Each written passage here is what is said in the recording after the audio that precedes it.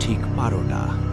চারপাশে নিস্তব্ধতা, শুধু দূরে ঝিঝি পোকার শব্দ।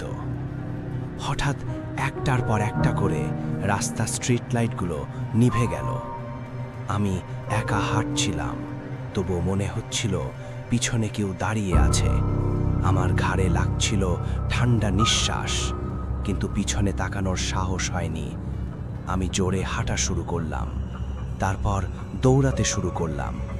ঠিক তখনই চোখে পড়ল আমার ছায়াটা আমার সাথে দৌড়াচ্ছে না, ছায়াটা দাঁড়িয়ে আছে। ধীরে ধীরে মাথা ঘুরিয়ে আমার দিকেই তাকালো। আমি থেমে গেলাম। ছায়াটা মুহূর্তের মধ্যে আমার মুখের সামনে চলে আসলো। তারপর সে আমার গলাটা টিপে ধরল।